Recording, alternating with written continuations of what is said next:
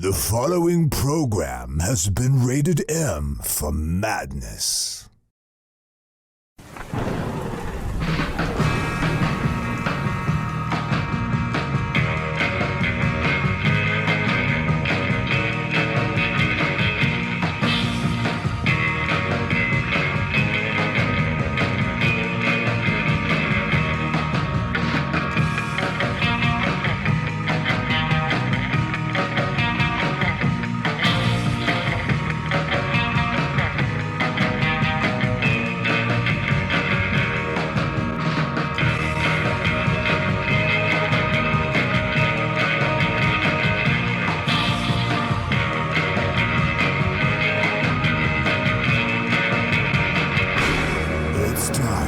Check in to Dr. Gangrene's Cemetery, where all movies are mad.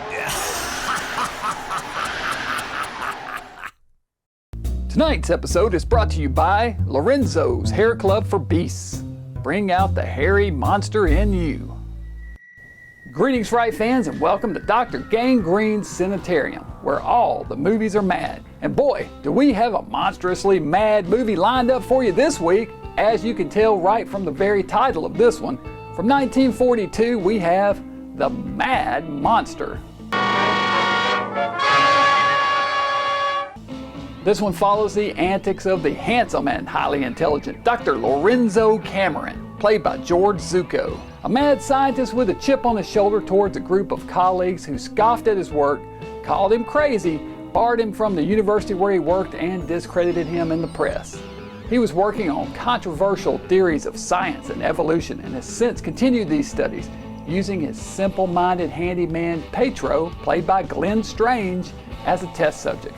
He gives Petro injections of a catalytic agent derived from wolf's blood that turns him into a snarling werewolf.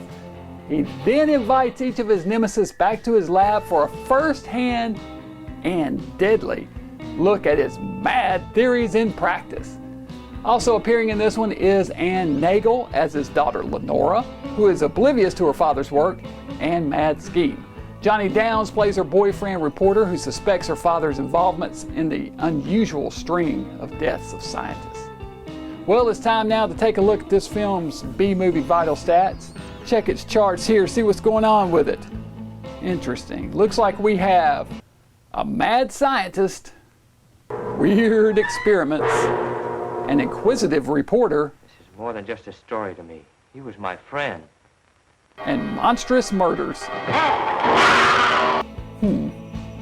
My diagnosis? This film is a true hair-raising experience. From 1942, this is The Mad Monster.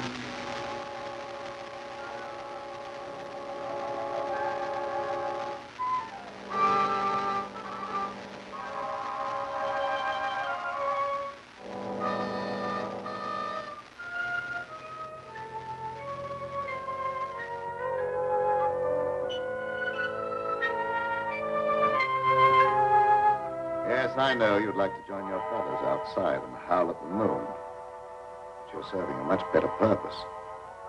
Yes, you're serving science through me.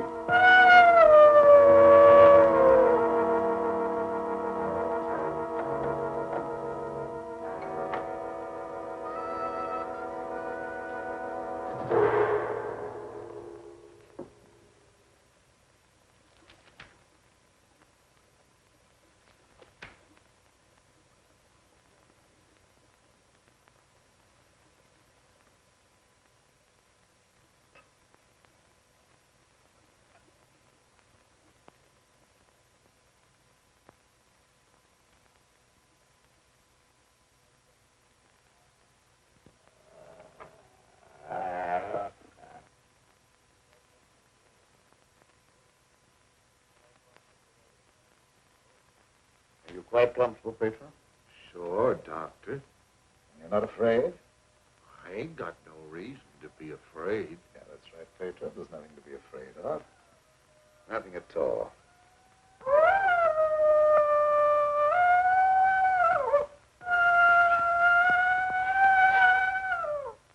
There, did that hurt? No, that was just like a pin sticking me. How come I have to have these straps on, Doc? Well, you see, Petra, I'm trying a new formula. I wouldn't want you to make a sudden move and fall off the couch. Now, don't worry. It'll only be for a little while.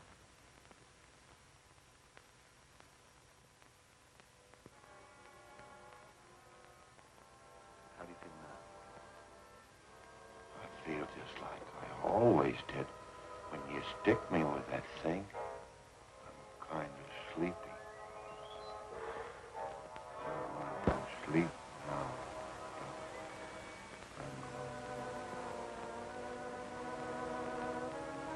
That's right. Go to sleep.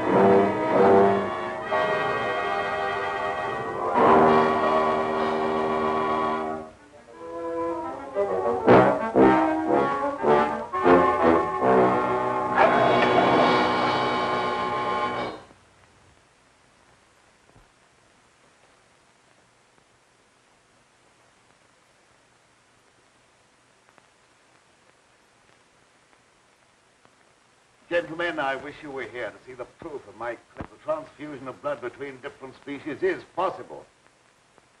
A few moments ago, Petro was a man, a harmless, good-natured man. Look at him now.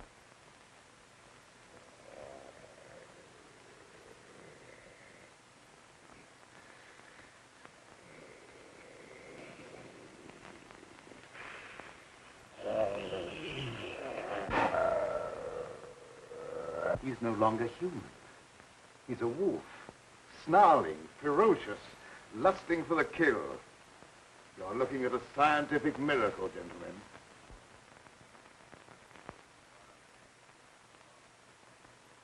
You're a madman, Cameron. Your claim is ridiculous.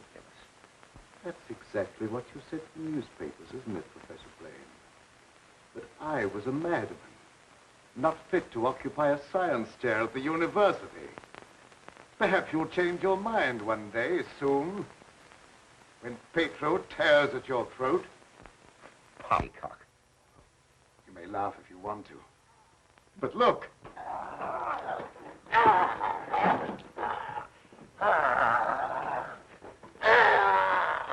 Even now, he'd like to be at his work. My catalytic agent has brought about a complete transition from man to wolf. Your crazy experiments are a disgrace to science. Yes. Those are the very words you used in denouncing me to the faculty. Professor Fitzgerald. Science. What do you know about science? You with your hidebound dogmas and shriveled mind that refuses to recognize progress. What has progress to do with your foolish tampering with nature? I'm glad you asked that question, Professor Hatfield. You also were one of those stupid fools who raised their voices against me. You're aware, of course, that this country is at war. That our armed forces are locked in combat with a savage horde who fight with fanatical fury. Well, that fanatical fury will avail them nothing when I place my new serum at the disposal of the War Department. Just picture, gentlemen, an army of wolfmen, fearless, raging, every man a snarling animal. My serum will make it possible to unloose millions of such animal men. Men who are governed by one collective thought, the animal lust to kill without regard to personal safety. Such an army will be invincible, gentlemen. Such an army will sweep everything before it. Your scheme is too utterly fantastic, Dr. Cameron. You're fools, all of you. Poor, blind fools, especially you, Dr. Warwick. Assuming that what you say is true, how would you control these wolfmen? I perfected an antidote that induces the return of immediate normalcy. And I suppose that it would be an easy matter to round up 1 million wild animals and administer an antidote. No, Cameron, you're mad. Stark, raving mad. And I, for one, am in favor of... Silence! I'm not interested in your imbecilic mouthings. You all of you demonstrated your lack of vision by demanding my resignation from the faculty. Well, you accomplished your purpose. You cast me out. You robbed me of everything that I held most dear in life. Position, honor, respect.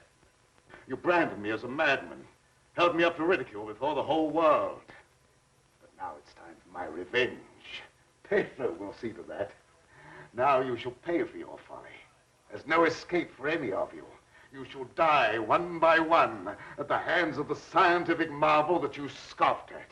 You can't intimidate us with fantastic threats. You're a faker, Cameron, a mad faker. We'll have you ostracized by every scientist in the country. There are institutions for madmen, and we'll see that you're confined in one.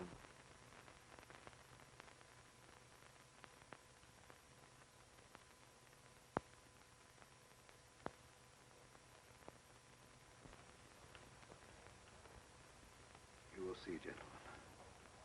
You will see.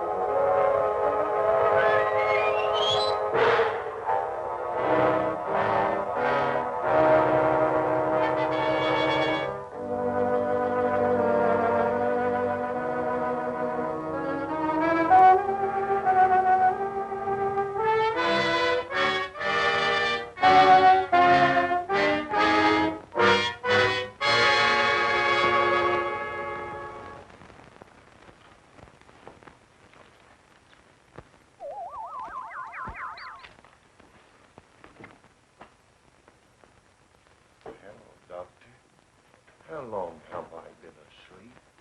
Oh, about an hour, I should say. How do you feel? I got a terrible headache, and I had some kind of an awful dream. I was running all over the countryside, chasing people and trying to kill them. What does a dream like that mean, Doctor? Oh, that doesn't mean anything. You just had a nightmare, that's all. But why should I be trying to kill people? Even in my dreams, I ain't got nothing against nobody. Well, let's not talk about it anymore. Go to bed. Our work's done for tonight. All right.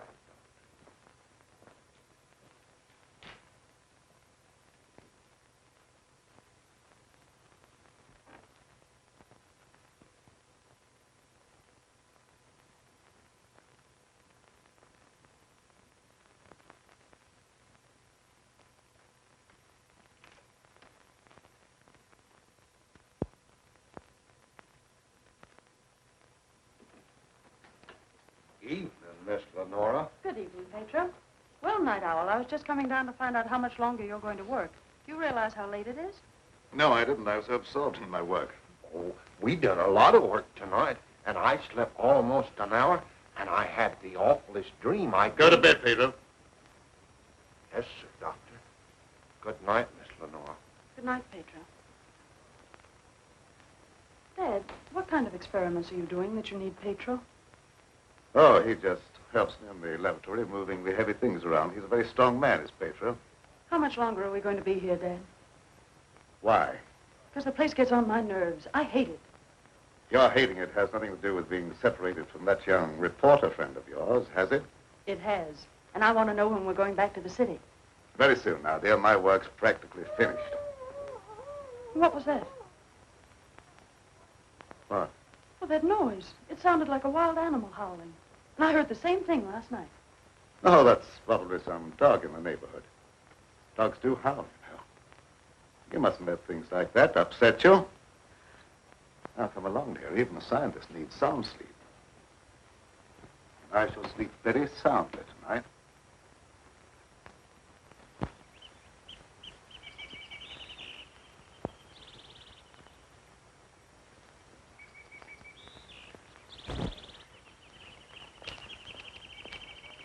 Good morning, Pedro. Good morning, Miss Lenora. I was hoping you'd come to the garden this morning. I got something for you.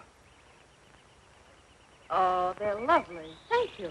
I'll pick some for you every day if you like them. Well, that's very kind of you. What's the matter, Miss Lenora? Pedro, I don't like this place. No, I guess you feel about this place the same as I do. I'm afeard of it, especially at night when the mist comes up out of the swamp. Of course, it's all right when the sun's shining like it is this morning. Are there any wild animals around here? Oh, yes, there's lots of them. How come, you ask? Oh, I was just curious. Say, Pedro, what do you do when you work with Dad in the laboratory? Well, I don't rightly know. Besides, I ain't supposed to tell nothing. Your pop made me promise. Oh, well, you can trust me. I wouldn't tell anybody. Well, No, I ain't saying nothing. Morning, dear. Good morning, Dad. You sleep well? Yes, very well. Well, look at the flowers that Pedro gathered for me. Very pretty. I'm afraid you'll have to give up your gardening for the time being, Pedro. I want you in the laboratory. But, Doc, if I don't keep at this stuff, how am I ever going to make it look pretty? And I like pretty things. We shall leave this place long before you're able to beautify it. Gardening really isn't very important. Come along with me.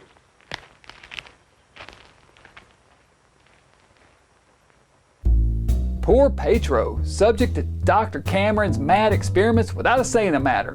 Why, he really doesn't even recall what happens during those experiments. In fact, I guess you'd have to call him an werewolf. Well, we'll be right back after these messages that will really make you howl.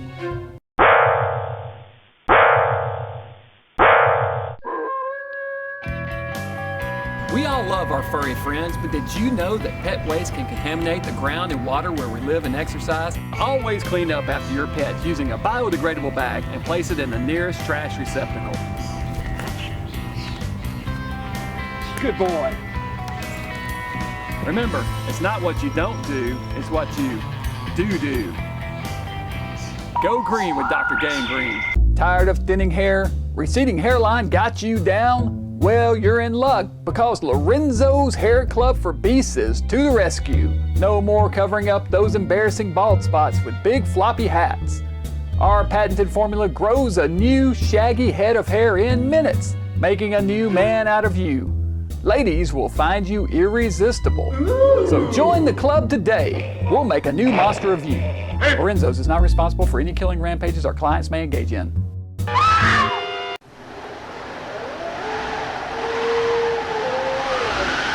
Now, back to Dr. Gangrene's Sanitarium.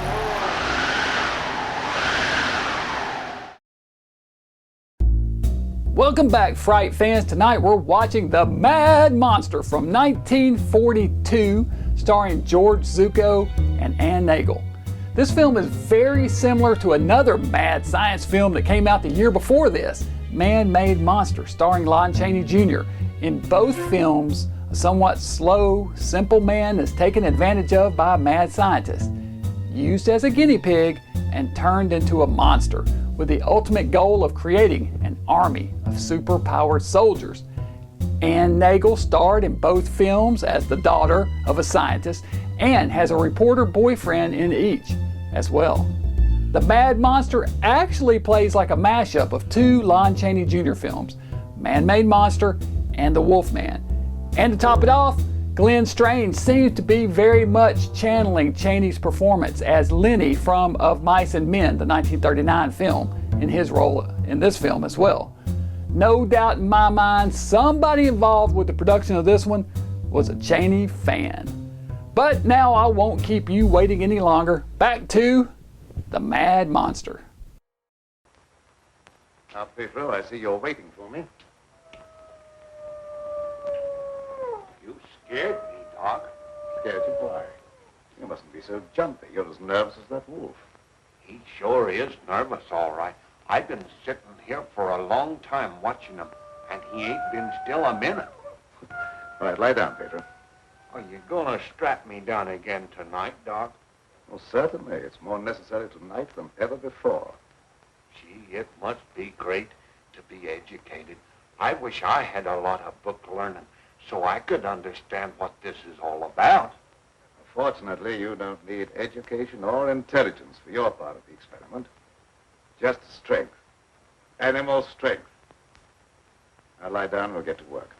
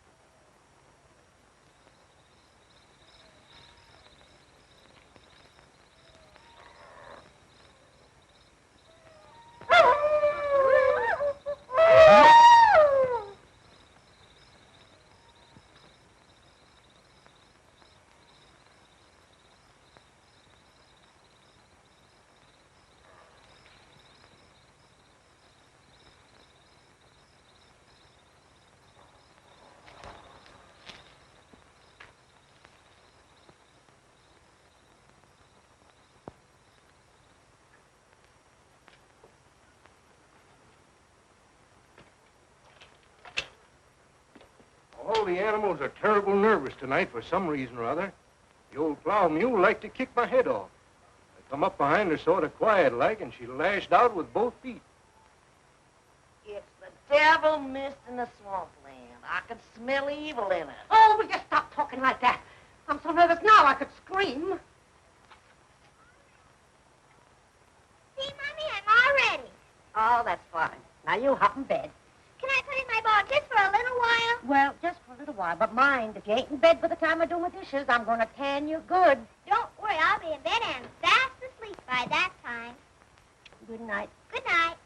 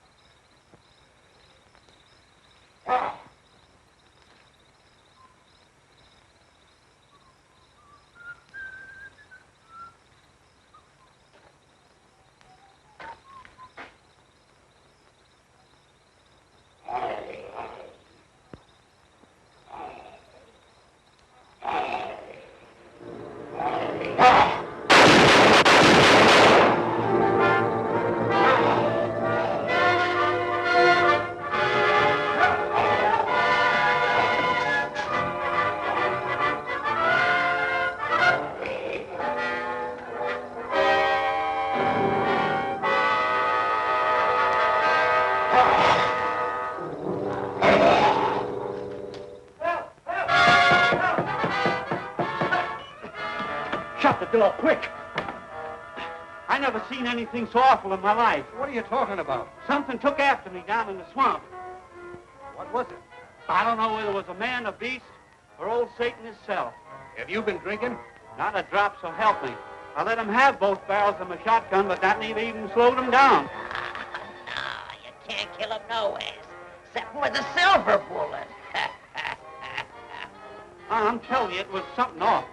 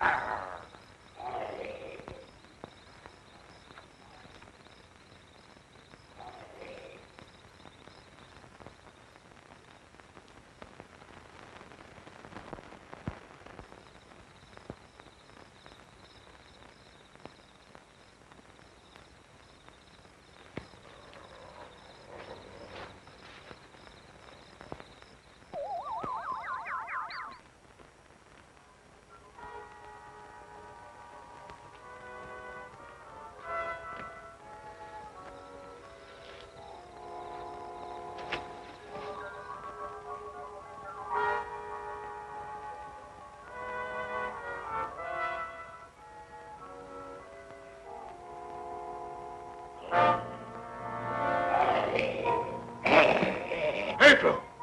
Lie down on that couch. Let go!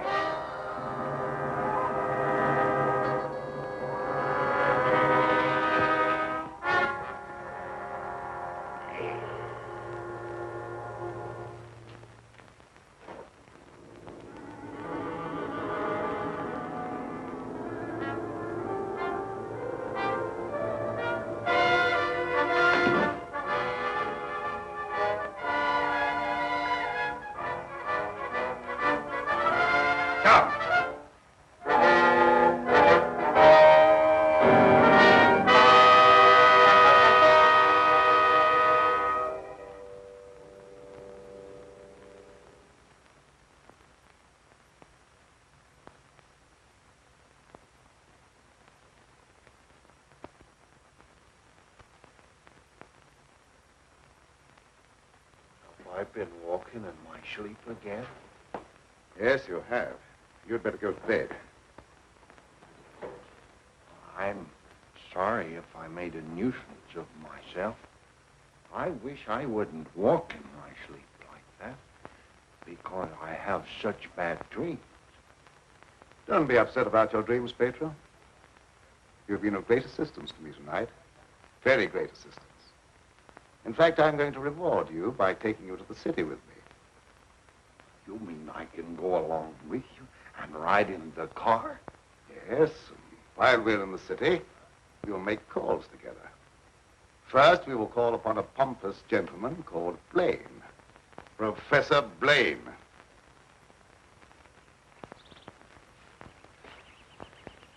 Good morning, Pedro. Good morning, Miss Lenora. Will you do me a favor? You know I'd do anything for you. Well, I want you to mail this letter for me when you go into the village. And it's already stamped. Yes, ma'am. I'll take that letter. Dad. Give me that letter. So you couldn't wait till my work was finished. You felt you had to write to your reporter. Well, I just wanted to tell him that I was safe.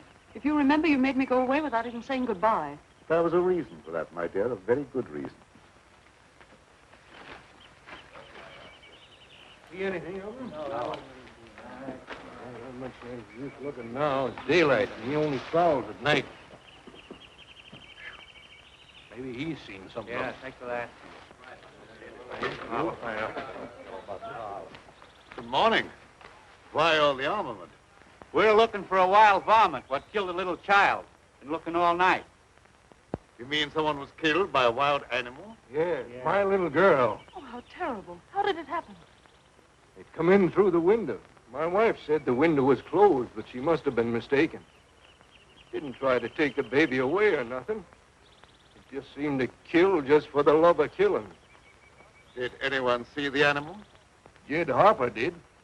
He said it walked on its hind legs like a man, but that don't make sense. I don't care whether it makes sense or not. I know what I seen. Come on, man, we got work to do.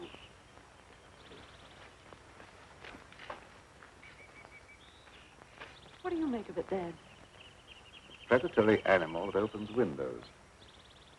That would be very interesting to science, wouldn't it? Its dominant urge is to kill and destroy even when unprovoked. A human characteristic translated into animal instinct. Animals rarely killed except for food or in self-defense. The eminent professor, Dr. Blaine, would be interested to study such an amazing animal, wouldn't he? Angry mobs, the bane of every mad scientist's existence. Always so quick to take up arms and cause trouble for productive men of science.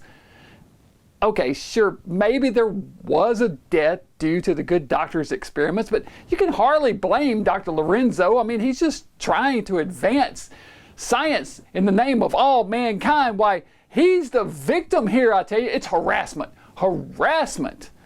Well, we'll take a break from tonight's Mad Monster movie here and take a look at some viewer mail. This first picture comes to us from a guy named Matt L. This came to us through Twitter. He's got his Dr. Gangrene Mad coffee mug all ready for his first cup of morning Monster House brew. And he also picked up his Dr. Gangrene t-shirt and more off the website. He says, "This came in just in time for tonight's madness. Now I need to find an appropriate event to wear this." Thanks so much for all your support there, Matt. We appreciate that.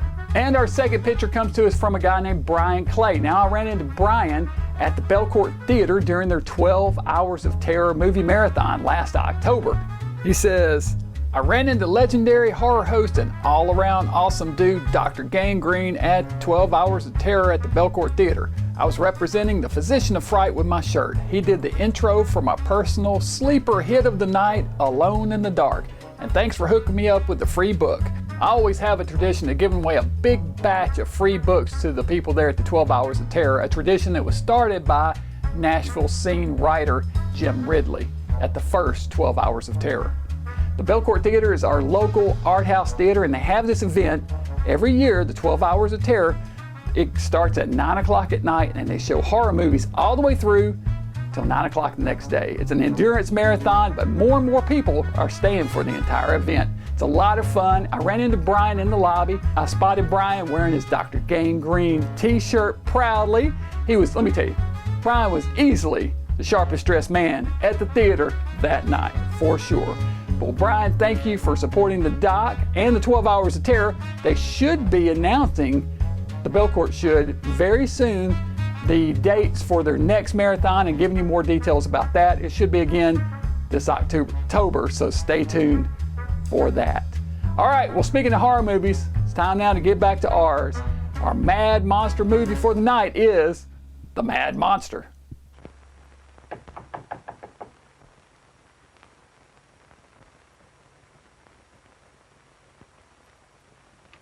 Well, come on in, Tom. Glad to see you. Good evening, Dr. Blaine.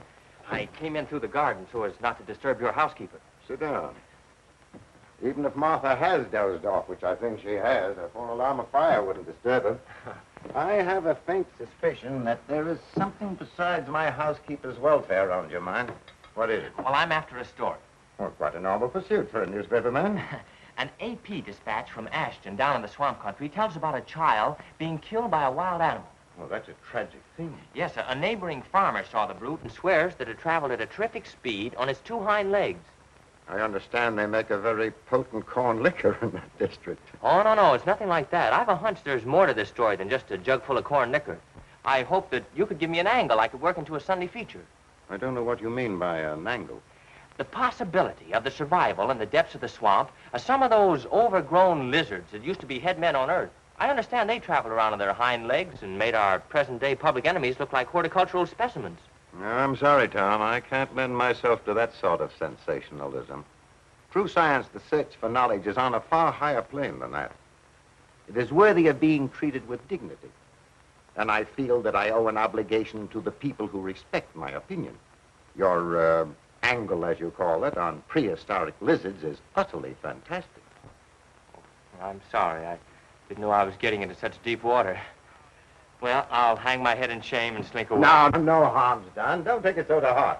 Put your feet up on the desk and stay for a while. Well, I can't now. I've got to get back to the office. But I'll drop around again. Thanks very much for the information. I didn't give you very much. See you again, boy.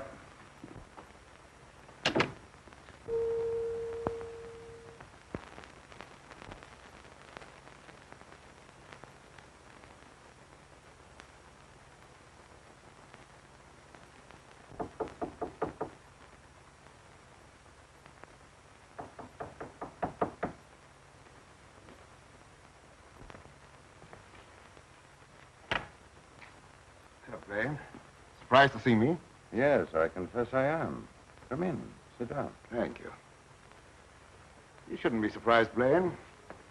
I told you that I'd come back when I could prove my theory to your complete satisfaction. You say you've proven that wild theory? Well, I'm here. You don't think I enjoyed your comments so much that I came back merely to hear you repeat them? Any comments I made were an expression of honest opinion. I will retract any statement proven to be untrue. Do you think that will cancel your obligation? Do you think a retraction will pay me for the humiliation of being held up to public ridicule, for having my scientific reputation blasted, for being forced to resign from an honorable position? I deeply regret any possible injustice, but my rejection of your theory was not intended as a personal persecution. I'm sorry. I apologize, Dr. Blaine. I suppose we're all prone at times to lose sight of the true perspective. Well, let's say no more about it. I'll gladly consider anything in support of your theory. I'm not asking you to take my word for anything. Just to believe the evidence of your own eyes. Pedro.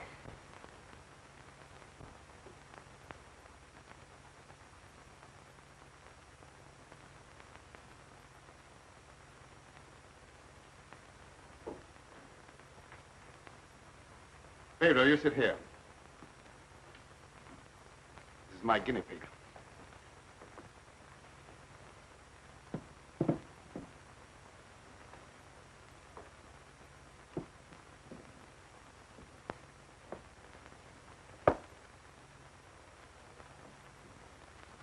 You're aware of the nature of this experiment? We've been doing this a long time.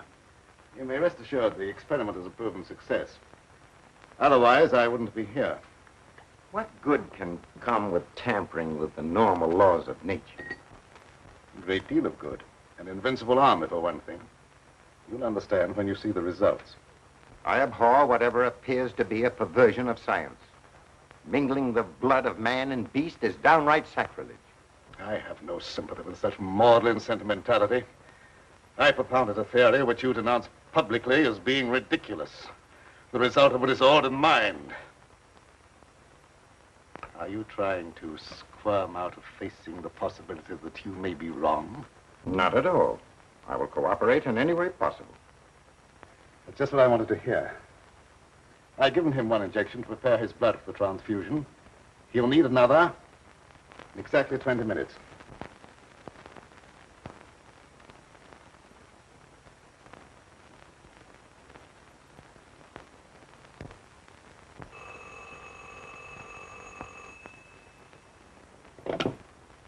Hello?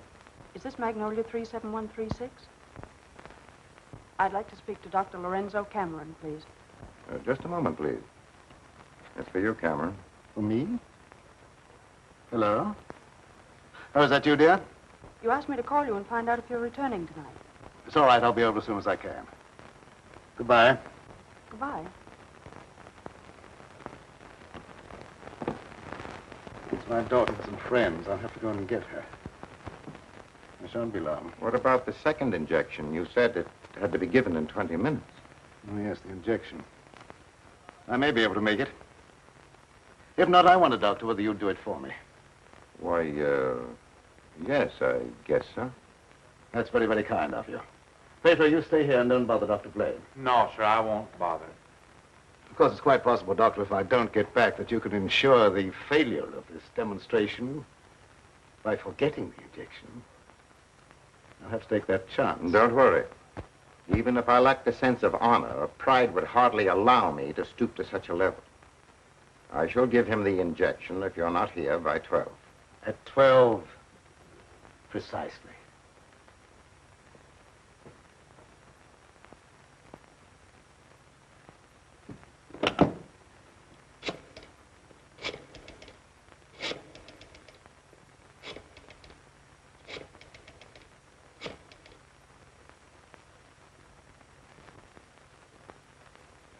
Hello? Hello, Fitzgerald? Yeah, is that you, Blaine? Well, what do you want to drag me out of bed this time of the night for? I've just had a surprising visitor, Lorenzo Cameron. He claims to have proven his crazy, outlandish blood transfusion theory and demands the right to give a demonstration. Yeah. No, he's not here now. He'll be back after a while. Why don't you come on over? All right. I'll get dressed and be over right away. Expect me in about 10 minutes.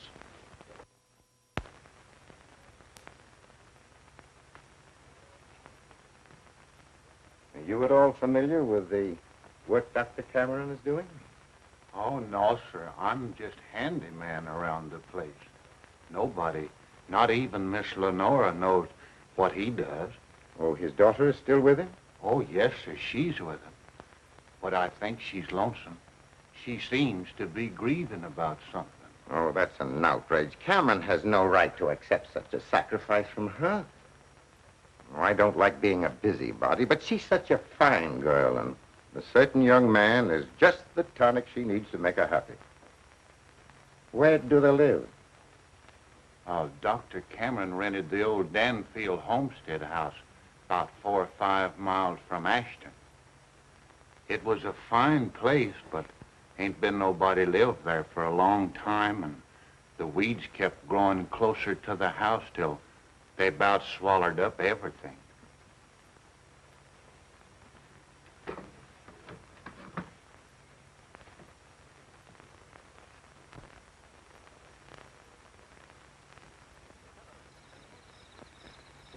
Oh, hello, Fitzgerald. Oh, Dr. Cameron, I heard you were back in town.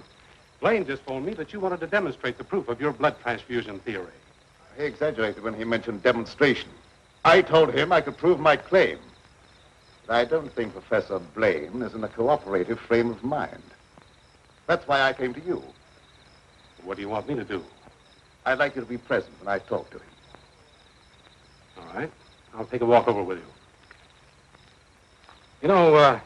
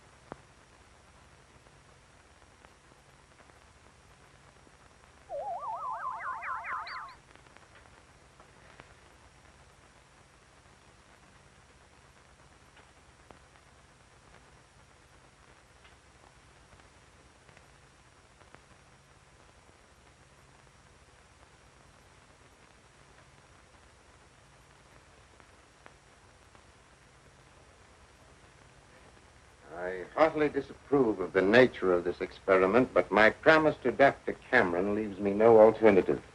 Sure. Roll up your sleeve.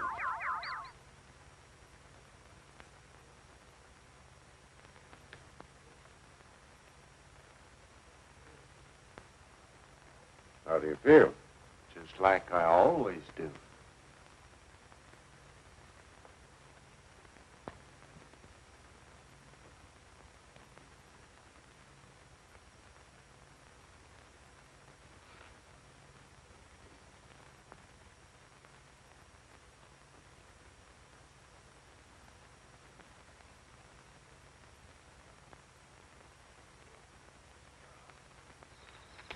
Well, here we are. Oh.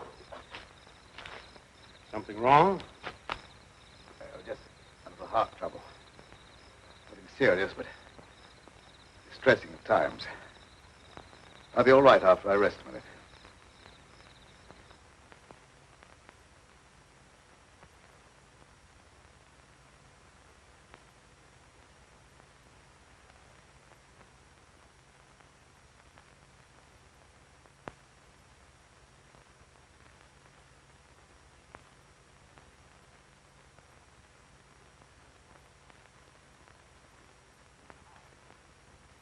Maybe we better go in the house.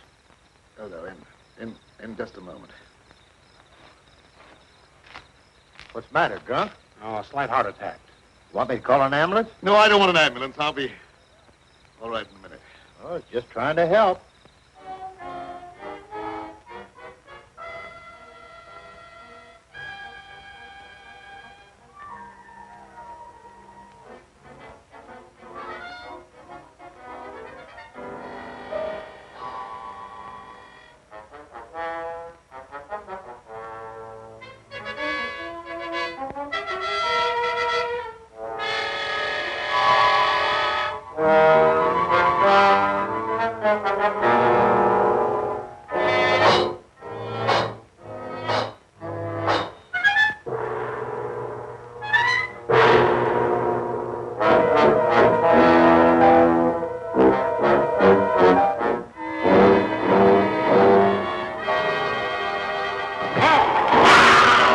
What's that? Sounded like come from the house.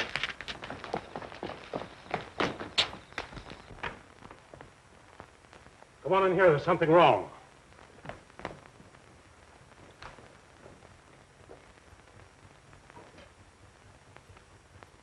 I'll say there's something wrong. Give me police headquarters and make it fast. Hello, Sarge. This is Dugan. I got a murder on my beat. Right away.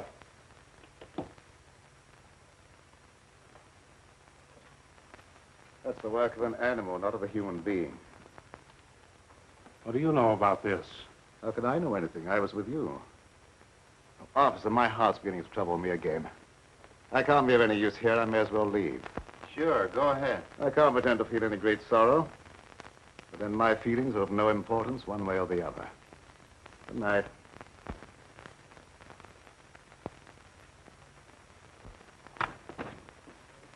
Howdy, Lieutenant. I've seen a lot of murders in my day, but never as messy as this one.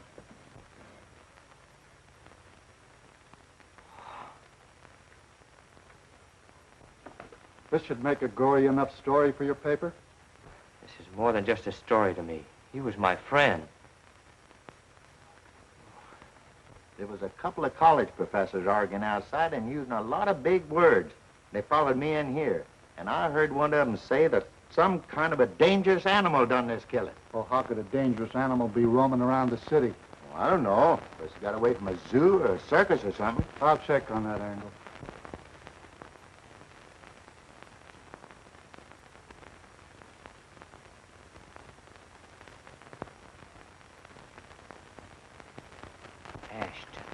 Ashton. You talking to me? No, I was just trying to remember something. Ashton. I got it. An AP story came in from Ashton the other day about a child being killed by a weird animal from the swampland. What do you mean, weird animal?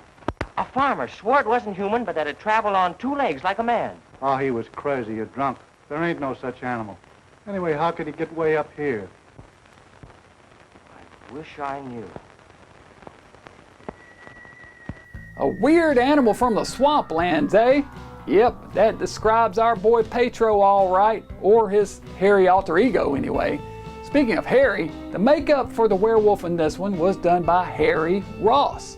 It's a minimalistic design consisting mainly of a wig, beard, and fangs, but it's still fairly effective.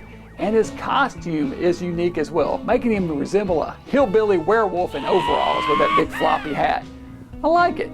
Strange's size makes him an imposing, hulking brute of a beast, which of course made him perfect to play the Frankenstein monster 2 years after this one in 1944's House of Frankenstein. He would reprise the role in House of Dracula 45 and again in 1948 in Abbott and Costello Meet Frankenstein. Could this film have possibly played a part in landing the 6'5" Strange the role of the Frankenstein monster? Possibly. You never know. Stranger things have happened.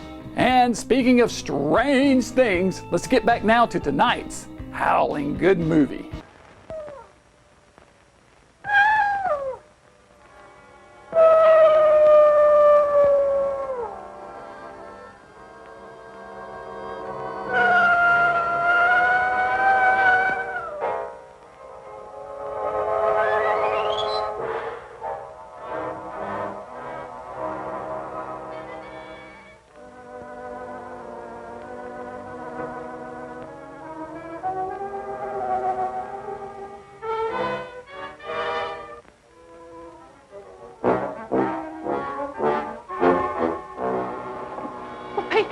You startled me. Oh, what's the matter? Why do you stare at me like that? I don't know, Miss Lenore. I feel funny. I smell something in the mist coming up out of the swamp. It's like a voice talking to me, telling me to do something. Something terrible. Oh, but that isn't real. That's just your imagination. You mustn't pay any attention to what that voice seems to be saying. Pedro! What are you doing here? Go to your room. You've no right in this part of the house. Get out! Immediately! Wake up! You're dreaming.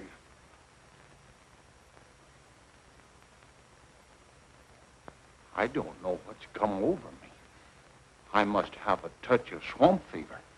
That's very likely. Now go to bed. I'll get something for you. Yes, sir. I'm sorry if I made a nuisance of myself.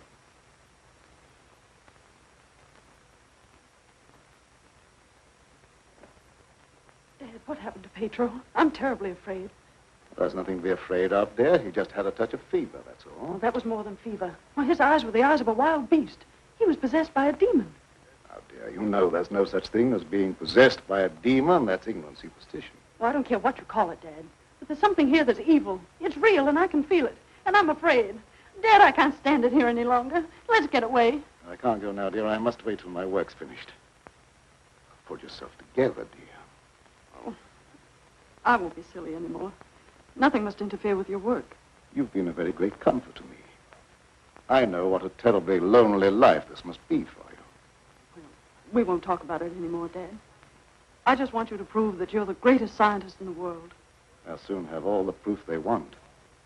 I expect the eminent Professor Fitzgerald to pay me a call before long, and I shall be delighted to confound him with scientific facts that he declared were impossible. Now you go to bed, dear, huh? And have a good night's rest. Good night, dear. I'll look after Petro. Good night, Dad.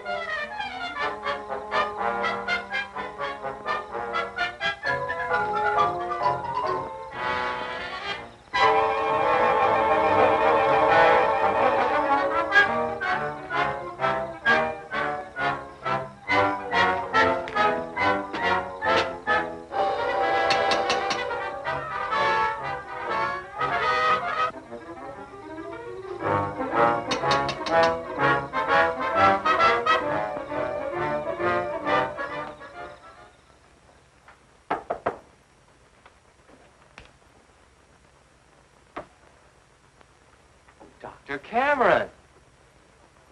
So, you're the owner of this haunted castle. What do you mean, haunted castle? Well, maybe I did just have the jitters, but I thought something was prowling around out there. Did you see anything? No, not even positive I heard anything. Just a feeling. That's not very definite, is it? Tom!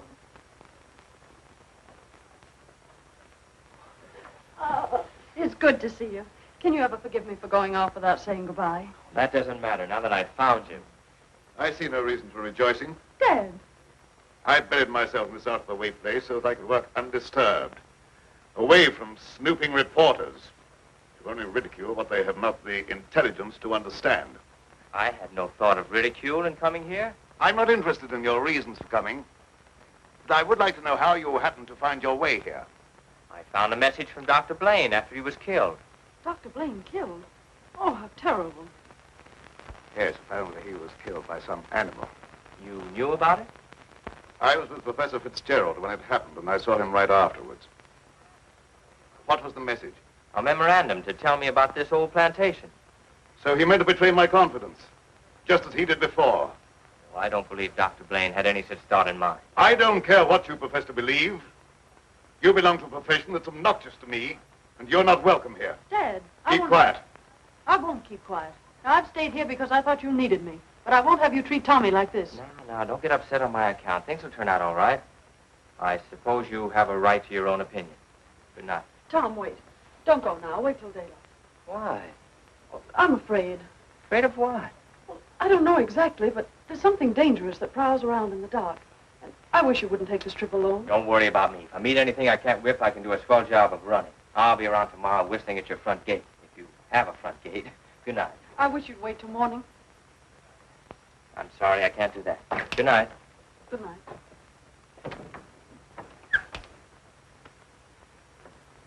Ed, if anything happens to him, I'll never forgive you. He had no business to come here. I'm not responsible for his welfare.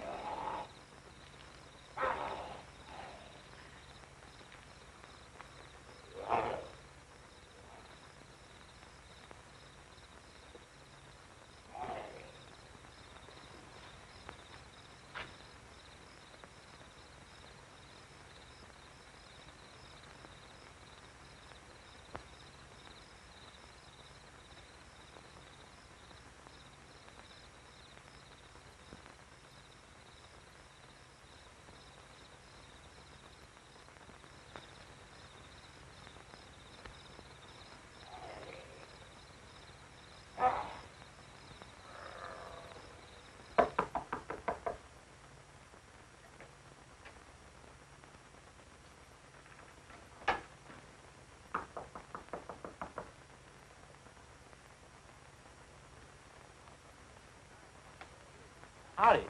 Sorry to bother you this time of night, but I've lost my way. Come on in. Sit down. You're a fool to be traveling around by yourself at night like this when the mist comes up from the swampland. Oh, you mean the mysterious night prowler that's got everyone's imagination working overtime? That ain't imagination with me, mister. That thing killed my little girl. Sorry, I wouldn't have joked if I'd known. It scared Jed Harper so bad, he went and got religion. Well, say, can you give me some facts about this killer? What does it look like? No one can tell you that for sure, mister. Because it never prowls only on nights like this when the mist is thick and nothing can be seen very plain. Jed Harper said it traveled on 2 legs. But you can't count on that because Jed was scared half out of his mind. Besides, the mist was extra thick that night. You better stay here the rest of the night, mister. I can't offer you a bed, but I'll make you as comfortable as I can. Well, thank you very much.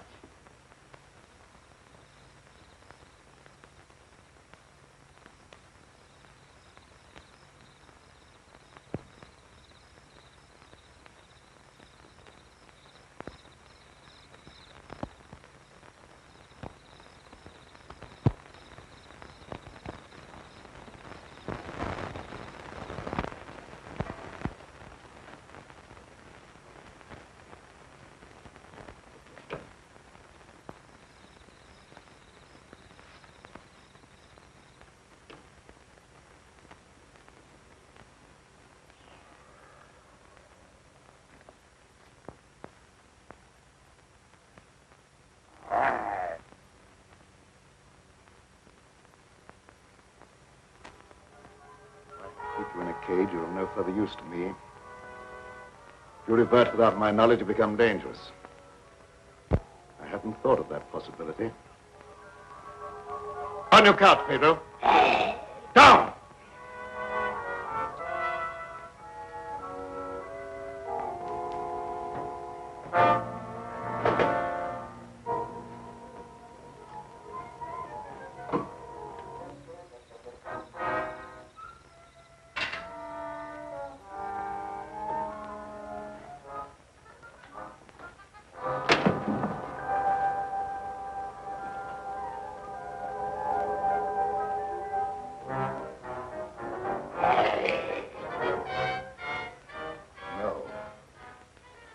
I couldn't disappoint Professor Fitzgerald.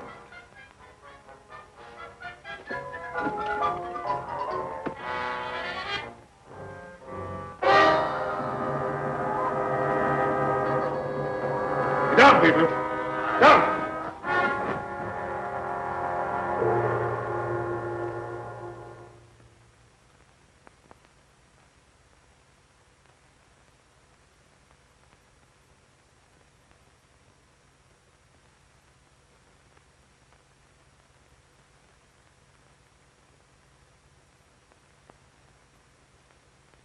Did I walk in my sleep again? Yes. Doctor, ain't there some way you could cure me from doing that? I'm afraid not. It may be necessary to lock you up at night after this. Oh, it don't seem fair to lock a man up just like he was an animal.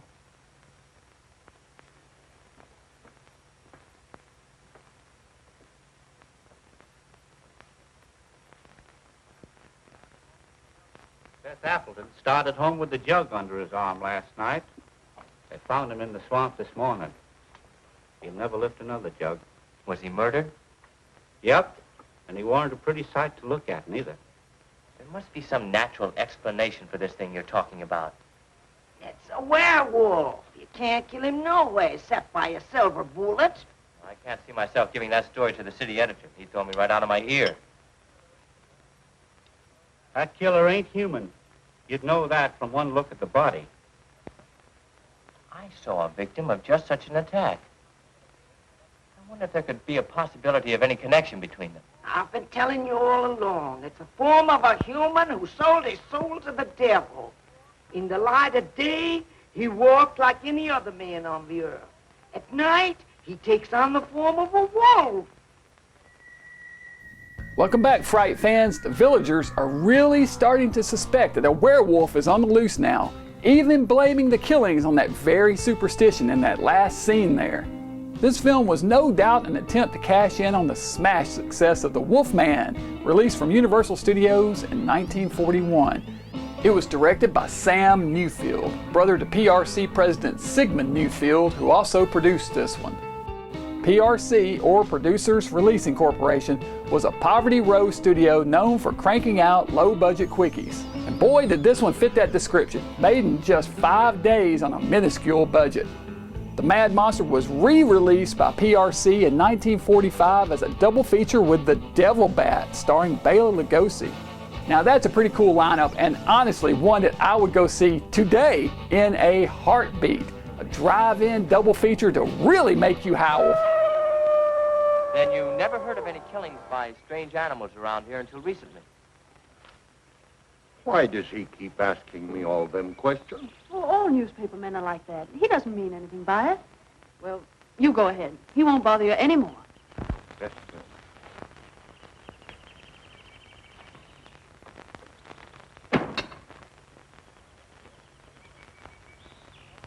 Lenora, you must give some thought to your own safety and peace of mind. There's no normal reason for Dr. Cameron to hide away in a place like this unless... Unless what? Oh, nothing, forget it. Don't avoid the question. What were you going to say? Lenora, I believe your father knows something about that creature responsible for the horrible killings in this vicinity. And I think the same creature killed Professor Blaine. Well, that's a terrible thing for you to say. I didn't expect you to join the chorus against him. Oh, I hope I'm wrong, but I'll do everything I can to learn the truth, no matter where it leads. Good morning, young man. I'm very glad to see you. I want to apologize for the way I talked to you last night. Oh, well, that's all right. I can understand how you must feel about the newspapers. They didn't, what do you call, hang on to their punches. Pull their punches. I know. They gave you quite a ride. But I didn't write any of that stuff. Oh, I know. That's why I'm so sorry the way I received you. If you're interested in scientific research, I'd be glad sometime to show you what I've accomplished. Well, thanks, Doc. That's very nice. And now, if you'll pardon me, I'll leave Lenora to entertain you. Okay. That doesn't sound as if he has a secret to hide, does it? Why, no. And I never before was so glad to be wrong.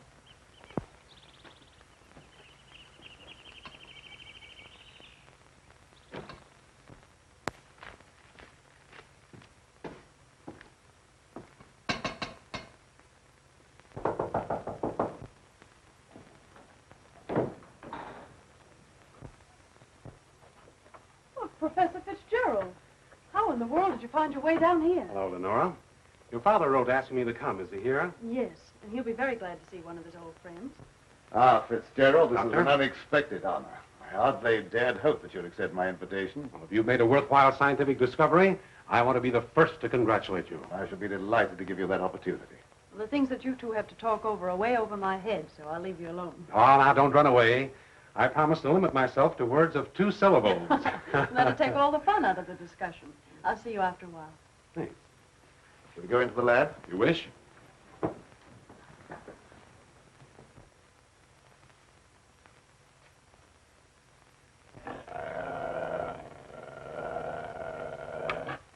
very secretive about your work. I have to be to keep out intruders. You seem to be excellently equipped. Now, good tools are the first requisite of good work. Sit down, much, Professor. Thanks.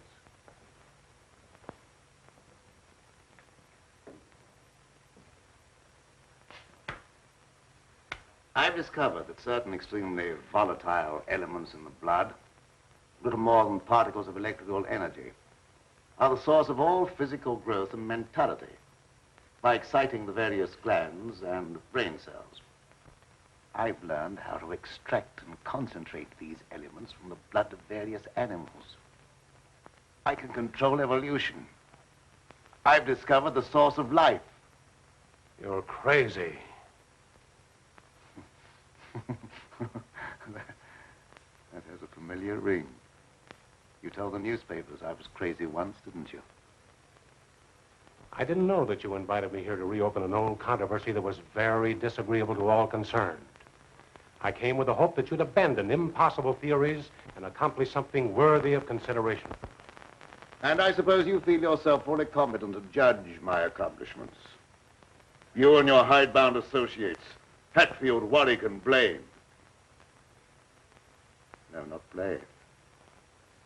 He no longer is passing judgment on my sanity. I believe you know something about Blaine's death. You were at his house. And you talked to him on the telephone before I came to your house. Did he say then that he was in any danger of losing his life? No. Nothing threatened him at that time. And I was with you when he was killed.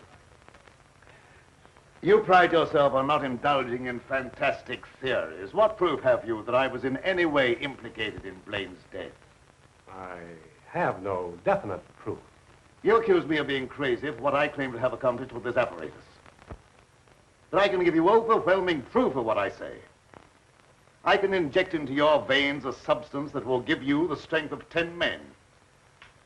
Or, following the line of evolution, how would you like a pair of donkey's ears? That'd go well with your type of mentality. I certainly will not be the subject for any of your experiments. And I'm afraid it's useless for us to continue this discussion any further. You're not leaving, are you? I see no reason for staying. Open that secret panel. So you don't care to stay and be convinced that you were wrong? I don't care to be ridiculed by a charlatan. Ah, ridicule. That isn't pleasant, is it? I know from experience. I had nothing to do with that. It wasn't my fault if the public treated your crazy theories with the ridicule they deserved.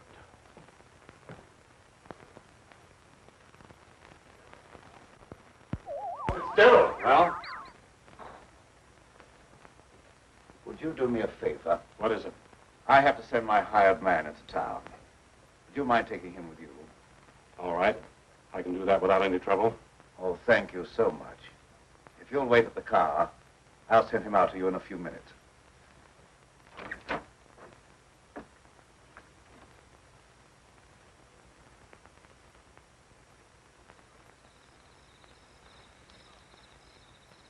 Now get in the car, Peter.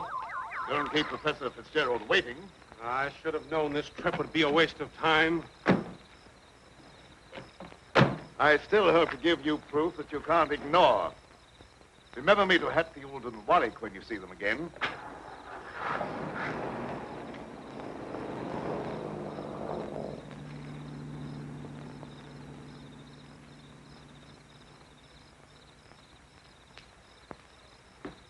Why did Professor Fitzgerald leave so soon? He wasn't impressed by the possibilities of my line of research. Oh, well, don't be disappointed. There's no credit to his intelligence. You're a great scientist, and someday you're going to startle the world. You're right, dear. I'll startle the world.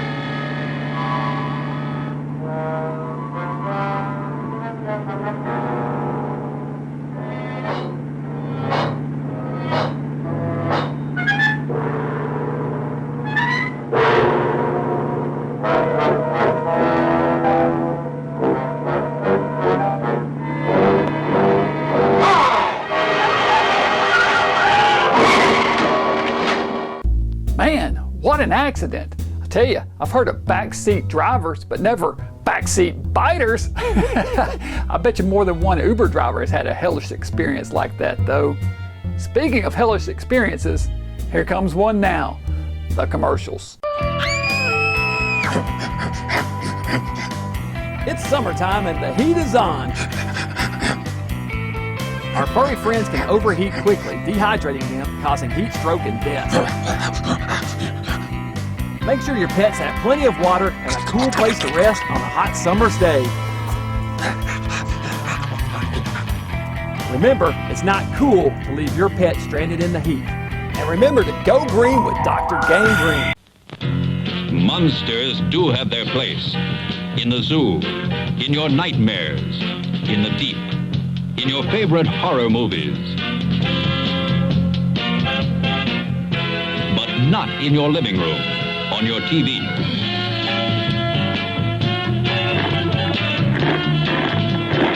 Don't let pay TV be the monster in your living room.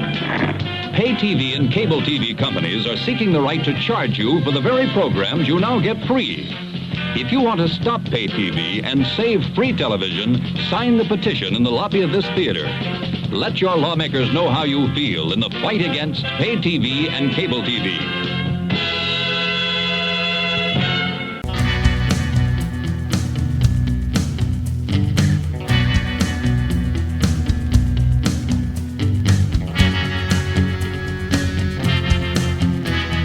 Now back to Dr. Gangrene's sanitarium. Welcome back, Fright fans. Tonight we're watching the 1942 Mad Monster film, The Mad Monster. Dr. Cameron's scientifically mutated monster is on the run from an angry mob. That monster was played, as mentioned before, by Glenn Strange. Strange and George Zucco would appear together the year after this in the old dark house chiller, The Black Raven, another PRC picture, and again in 1944 in House of Frankenstein with Universal Studios. Speaking of houses, it's time to head back to the swampy estate of Dr. Cameron for the finale of The Mad Monster. Hey, that sounded like it came from over there.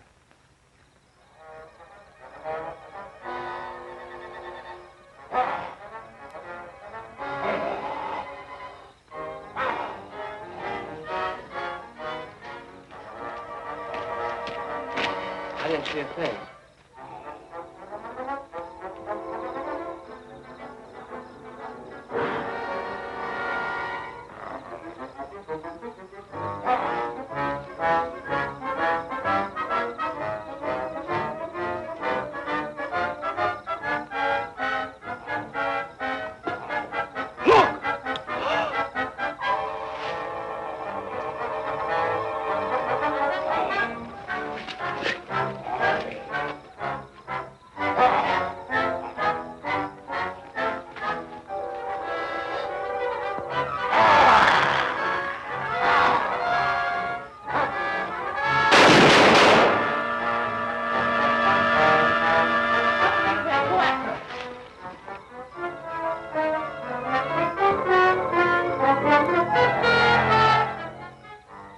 Professor Fitzgerald.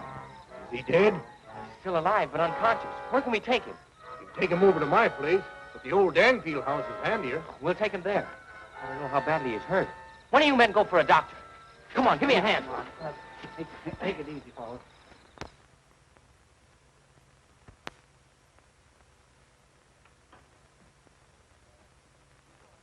Dad, please come to dinner. You know I don't like to eat alone. No, I'm not very hungry. You go ahead with your meal. Are you feeling discouraged because Professor Fitzgerald was unsympathetic? Fitzgerald's opinion is of very little value. Killer again. I'll answer the door.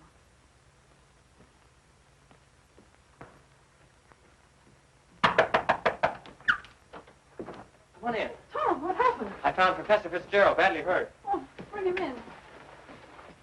Take him upstairs. Tom, how did it happen? Well, he's another victim of that mysterious werewolf or whatever it is.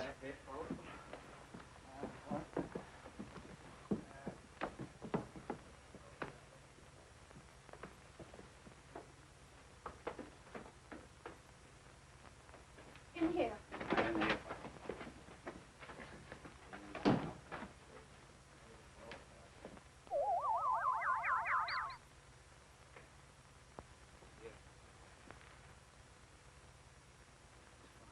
Easy now. Get his head up there. Yes. One of the men went after a doctor. He should be here before long. There's nothing more we can do here, so we'll keep hunting for that killer. You don't need to come down with us, ma'am. We can find our way out. Good evening, sir. That devil got another victim. Yes, so I see.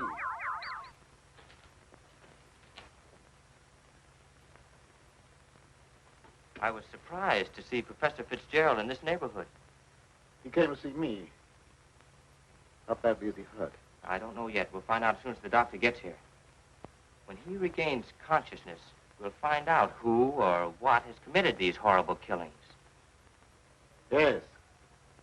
It'll be very interesting to hear what he has to say.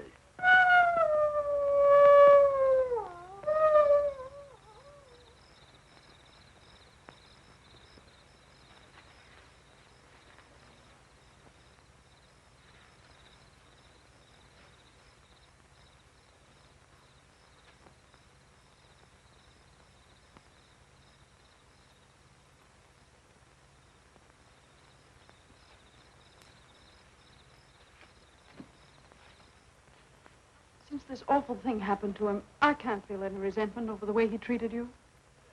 Did you quarrel with him? Yes, we quarreled. So I suppose you think that I ran after him and dragged him out of the car. Dad. Newspaper training seems to breed a suspicious nature.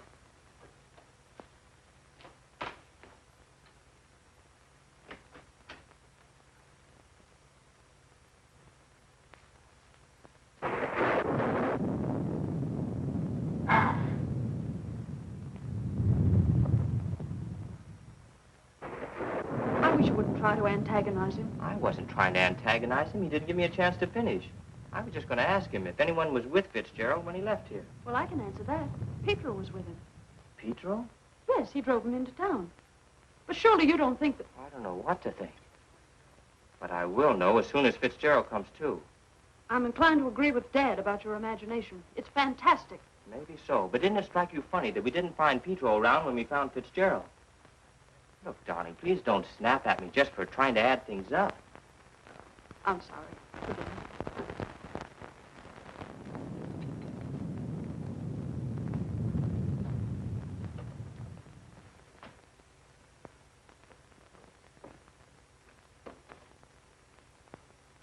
He's still unconscious.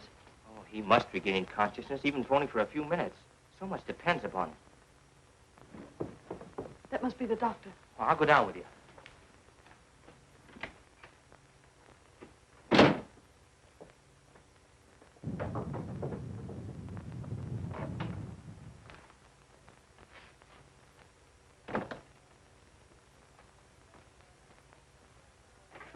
Oh, Doctor, I'm glad you got here. I'm glad to get inside. There's a humdinger of a storm coming up. Where's the patient? Upstairs. Ah, good evening, Doctor. Will you go right on up? You stay down here, dear. There's nothing you can do. I hate to leave you, but I must question Fitzgerald as soon as he's able to talk.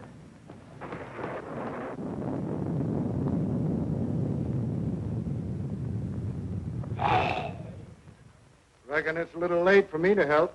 The man's dead. Dead? Yes, that's too bad. We were hoping he'd throw some light on a matter of great importance. Well, I'll be getting back to town before this storm gets worse. I'll send the coroner out.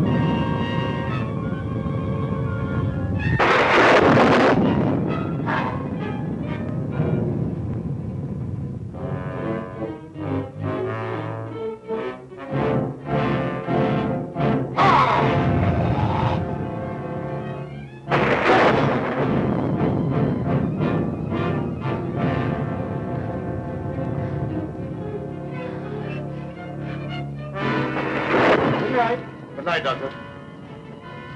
There's no necessity for you to stay any longer. Oh, yes, there is. I want to ask you a lot of questions, mainly about Pedro, that servant of yours. I can't be bothered with any more of your questions. They're only prompted by your fantastic imagination. I must ask you to leave at once. Wait, you'll do some more talking, whether you like it or not. You're making yourself very unpleasant. I haven't even started yet to be unpleasant. If my hunch is correct, I'll prove you guilty of murder. And in the meantime, I'll get Lenora out of this madhouse. You will prove nothing. My daughter stays here with me.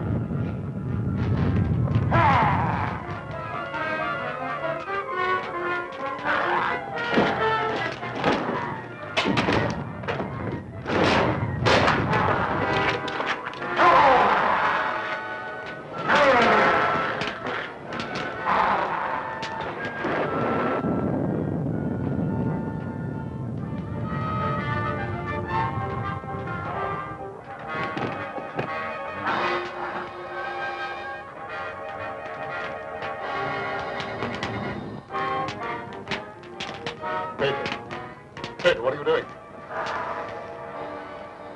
Pedro! Pedro! Get back! Pedro! Pedro! Get back! Pedro!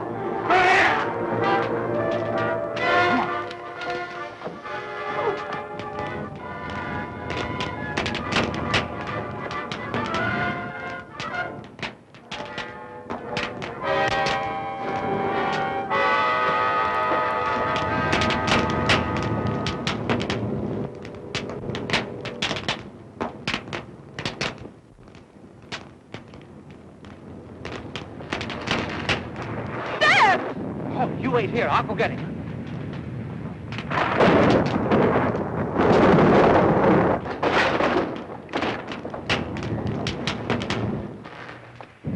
Where? Oh, Tom.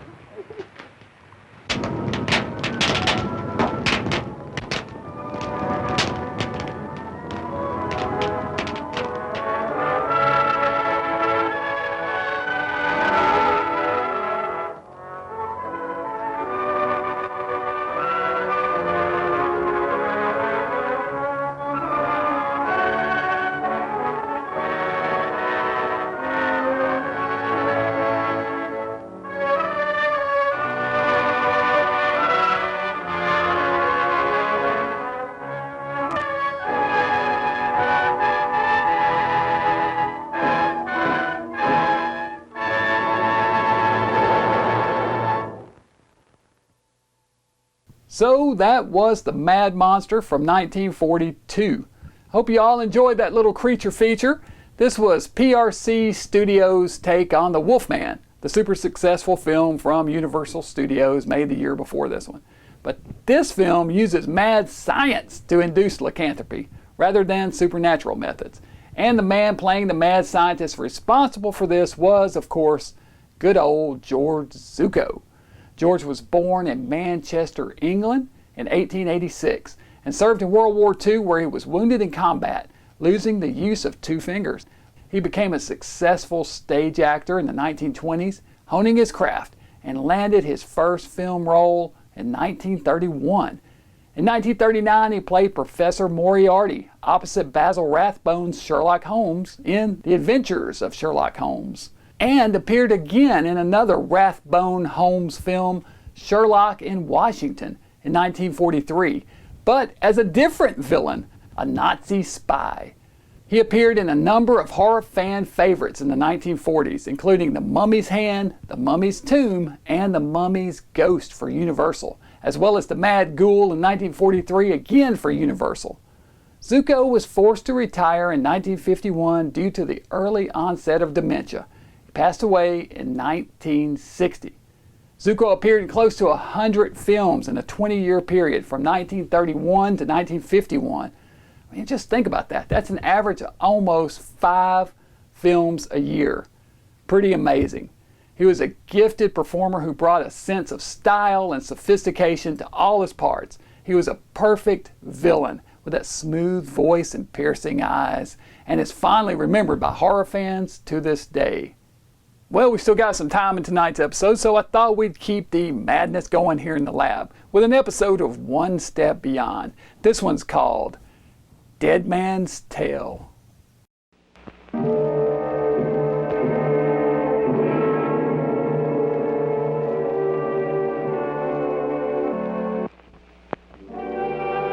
The frontier town of Port Williams on the western seacoast of Canada. Jumping off place for the great lumber forests, the far northern gold country, and tonight, that realm where the impossible and the incredible are commonplace.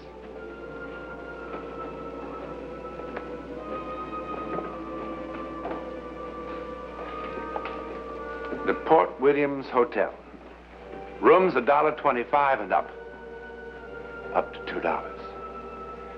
But at this stage of their lives, $2 is important money to Jan and Philip Werris, because they've come to the end, the dismal end of a long-cherished dream. But for Philip Werris, tonight is also the beginning of an adventure beyond his wildest dreams. beyond belief.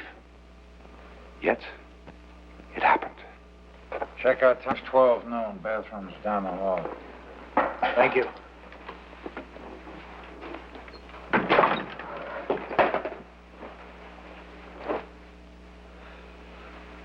Well, we've sure come a long way, haven't we? I guess we can stand it here for one night. Yeah. Oh, Bill, not the end of the world. Anyway, what have we lost? 8 or 9 months? That's not all we lost. We lost the farm, every dime we saved. You didn't even have enough money to buy a pair of shoes or dresses. That lousy flat we lived in for 3 years. Hamburgers and spaghetti every night, month after month. You don't like my spaghetti? And I've given you nothing but a bad time ever since we've been married. Will you stop? Ooh, so you were a bust as a farmer. You're a darn good newspaper man. And the Gazette will be very glad to have you back. You'll see. Oh, sure, sure. All I have to do is tell them I'm coming, and they'll arrange a ticker tape parade around Dominion Square. Why don't you go down and get the train tickets? The walk will do you good. Because I don't have the money. What? I said I don't have the money. What about the money from the farm? Well, we didn't get $3,500 the way I said. We only got 28. 22 we owed on the mortgage, and the creditors got the rest. You mean we're broke? Not even enough for a train fare? Not even enough for this room for very long. Oh, that's why you were so depressed. What are we gonna do, Phil? I'll try to get a job. I don't know what, but we won't starve. Well, look, we will be able to save enough to get back to Montreal eventually. Eventually. How long is eventually? Look, I know I made a mess of things. Oh, baby, now please don't cry. We'll make out. Okay.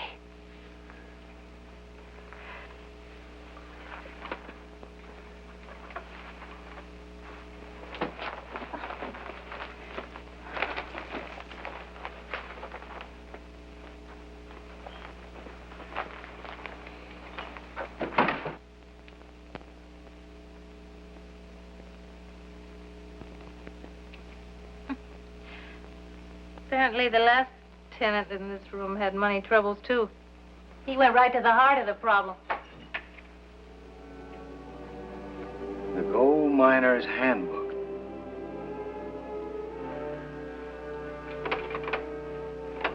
First thing tomorrow, I'll try to find us a place where we can fix our meals.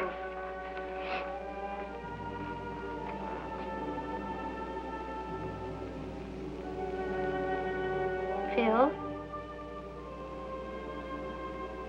Phil? What's so fascinating? What? That book you're staring at is over $1,000 bill. I don't know. When I saw this name written here,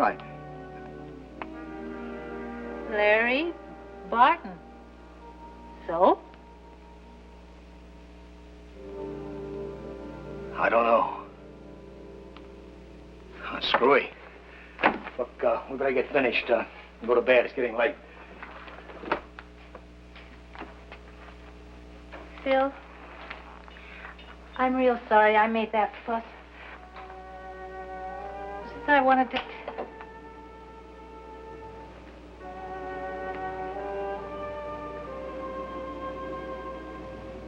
Phil. Phil! What's the matter? You tell me. Tell you? What? Phil, what is it? What's the matter? Nothing.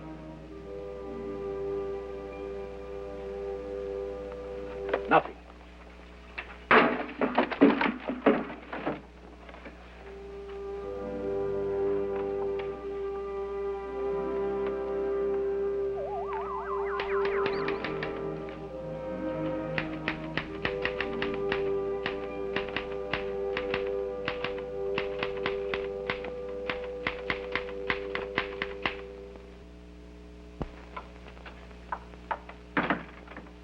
Get up.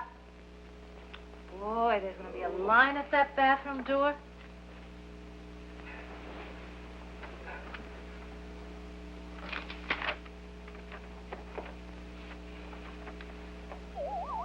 Fort Williams, September 7th, 1960. Out of the gold country of the far north today came a shocking story of the corruption of the human spirit caused by the poisonous erosion of greed.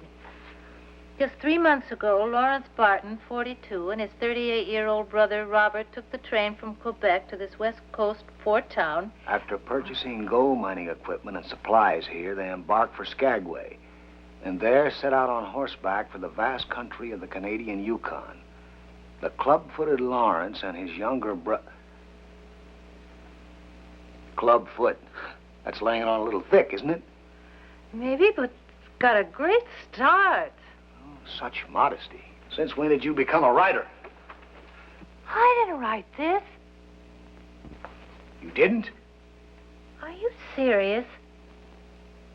Oh, wait a minute. I do recall waking up. Yes, I woke up suddenly, thinking about that gold miner's handbook for some strange reason. And I got out of bed, and I picked it out of the wastebasket. But that's all I remember. I don't recall writing anything or even going back to bed. Boy, get into the shower and wake up.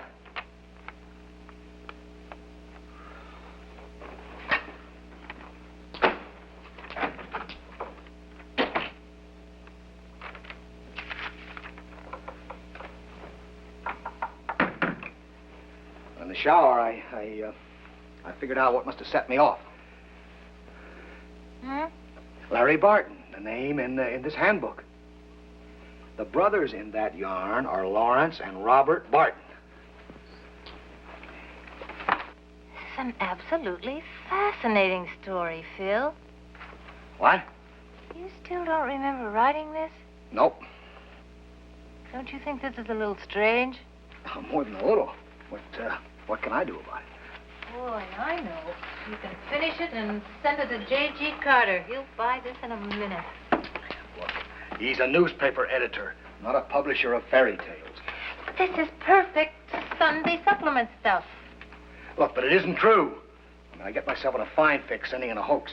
Well, who would care? You send the paper an exciting story, and we get the train fare back to Montreal. Honey. I'm serious, Phil. This is a darn good story. These two brothers traveling through the mountain country up north looking for gold. All the trouble they get into and how they're lost and they haven't any food. I don't care what you say. This is just the kind of thing they want.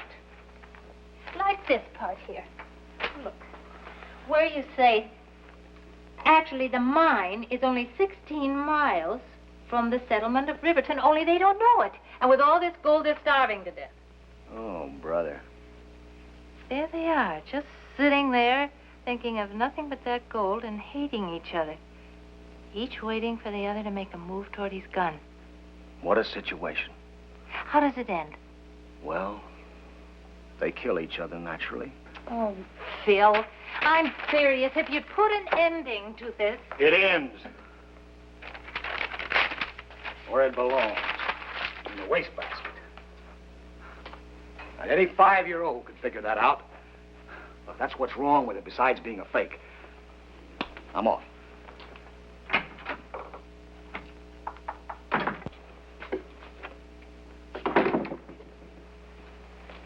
Oh, Mr. Warren, the train just came in from the east. Thanks.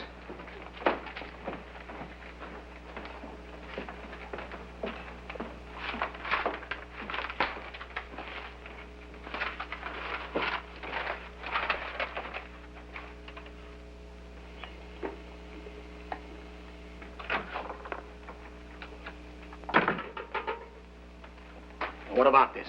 Hmm? Take a look. They bought it. Brothers kill each other over gold discovery by Philip Werris. How about that check? Jan, I simply don't think... Phil, listen, I cut out every reference to that clubfoot. Read Carter's letter. Says it's a first-rate job of reporting. He doesn't even object to the ending. Keep reading. Follow-up story? Yes. They've already sent a man to Quebec to dig up background material on the Barton family. What do they think about the brothers who killed each other? And what about the mine? Who gets it? Don't you see the wonderful possibilities of exploiting this story? And they'll want pictures, too. Of the mine, of the bodies, of me. Oh, you're making a celebrity out of me. Do you know that? A fraud. Well, the least that'll happen, I'll never work for another newspaper as long as I live. Sorry, I just didn't think of all those things. I'll say you didn't think. But I just wanted us to have enough money so I could get to a decent hospital. Hospital? Jan, why didn't you tell me? Hospital? Whatever possessed you to go...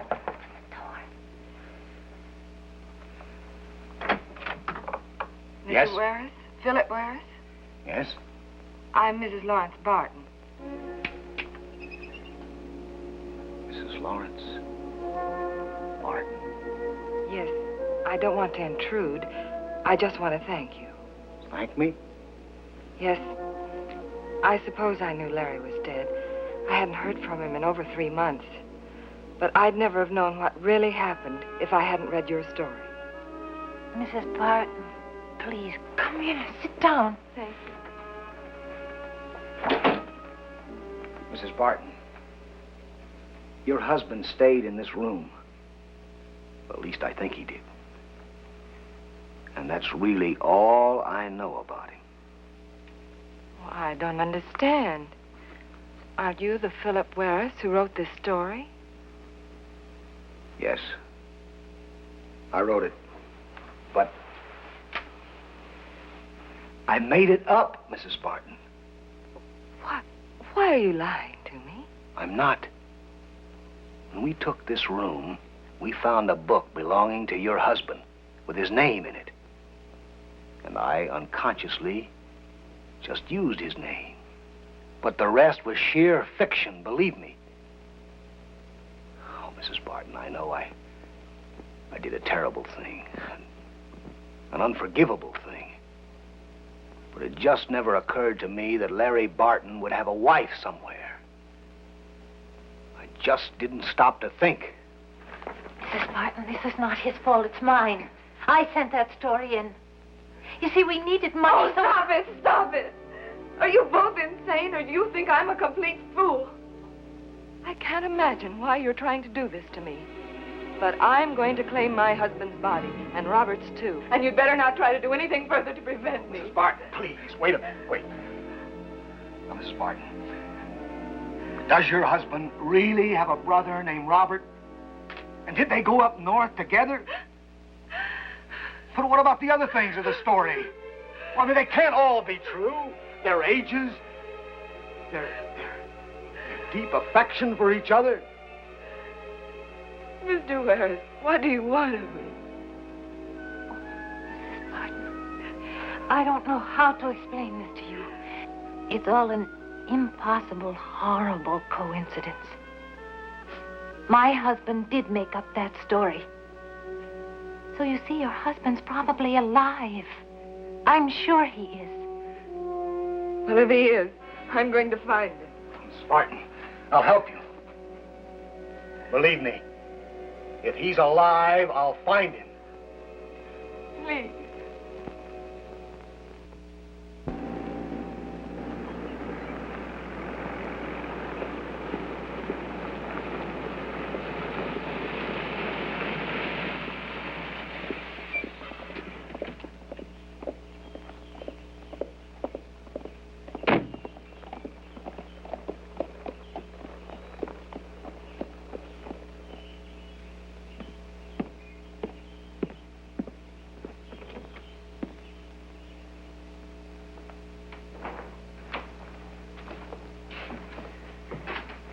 I do. Oh, hello. Say, I wonder if you could help me. I'm looking for two men, brothers. Their name's Barton. Never heard of them. What do they do? Well, they're supposed to be up in this country prospecting for gold. It's a mighty big country. Yes. Well, can you tell me this? Is there any gold mining at all in this area? I mean, nearby, within 50 or 100 miles. Never heard of any gold being found in this area. Well, is there someone who knows for certain? I'm also the government claims officer. Any gold found, the claim's got to be recorded with me or it don't belong to the finder. I see. You know this country pretty well? Been parking my feet on that there pot-bellied stove for the past 8 years. I wonder if you'd be familiar with this at all.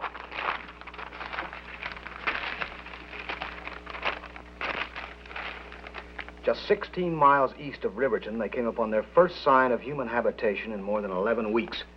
A miner's cabin on the south shore of a small heart-shaped lake. But there was no one in the cabin. They forded the shallow water and came upon a small one-man mine. Inside, they found the miner. He had been dead for weeks, victim of a rock slide when one of his shoring timbers broke loose. Hey, there is a little heart-shaped lake out that way. There is? Yeah, just about 16 miles east of here, too. I haven't been up there in a couple of years, but I don't think you'd find a cabin or a mine or not to mention a miner. I don't want to be mining anyway. Say, could you sell me a pair of field glasses? Why, sure. Sure thing.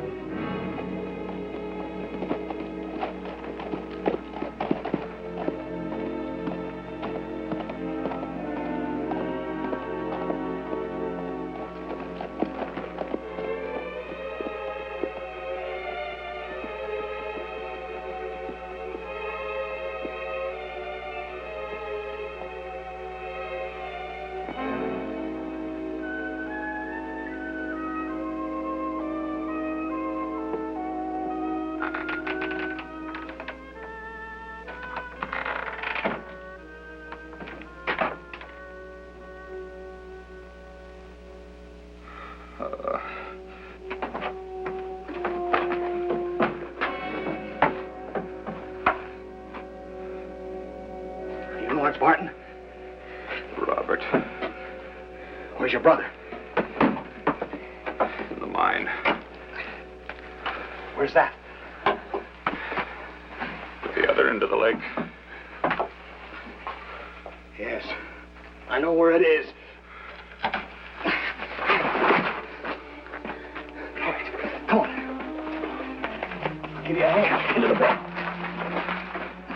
Come on. All right. Here we go.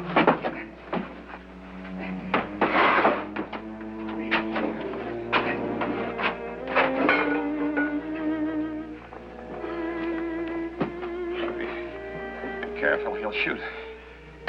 Careful.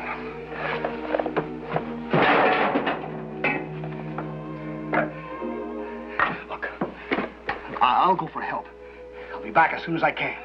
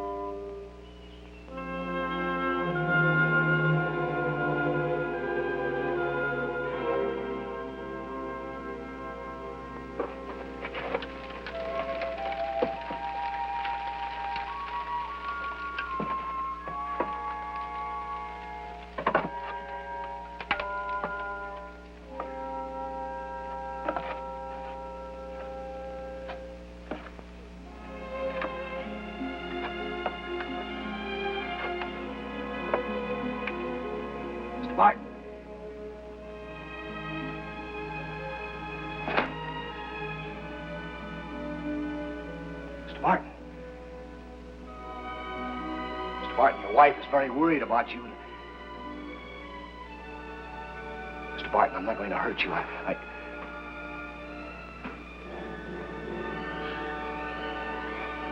Mr. Barton, your wife is in Fort Williams, and she wants... Mr. Barton.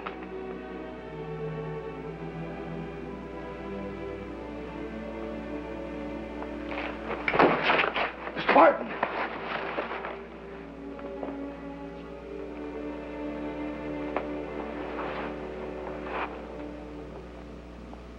Lawrence Barton was dead. He was dead from cold and hunger. But as Philip West had written days before it actually happened, he was really the victim of the corruption of the human spirit caused by the erosion of fear, mistrust, and greed. The story that he had typed that night in some sort of psychic seizure turned out to be true. Only the ending proved to be inaccurate. He couldn't get that part from the mind of Lawrence Barton because it hadn't yet happened. What do you call this sort of fantastic occurrence? Well, it's sometimes almost impossible to label things accurately, particularly when we know so little about what we're trying to label. However, the scientists who study psychic phenomena have devised 14 separate categories, or 14 labels. They are precognition, possession, clairvoyance, and so on. And as research continues, more are being added. Is the story you've just seen, then, telepathy, or psychometry, or perhaps both? Or perhaps both and more? No one can say yet for certain. All that we can say for certain is that the story you've just seen is not fiction. It happened.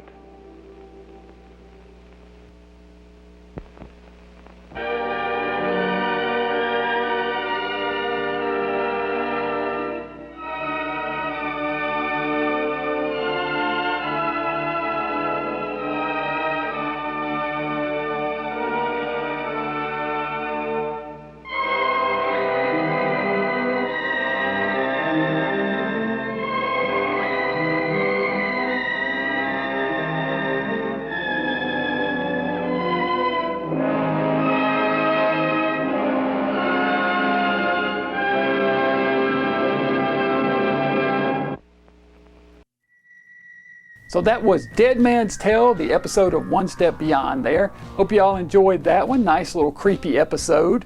You know, it's been an evening of madness, monsters, and mysterious happenings here in the sanitarium. Be sure and join me back here next week and we'll have more of the same. But for now, that wraps up this week's treatment here at the sanitarium.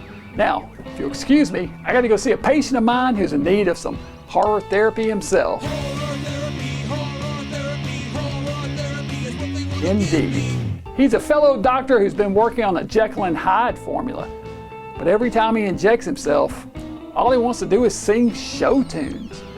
I'm going to recommend he watch reruns of the Incredible Hulk TV show for a week straight. That'll help him sort out those anger issues and bring out the inner beast inside of him. Of course, people may not like him when he's angry after that. That's how it goes. So be sure and join me back here next week for another dose of celluloid madness. It's the only way to stay sane.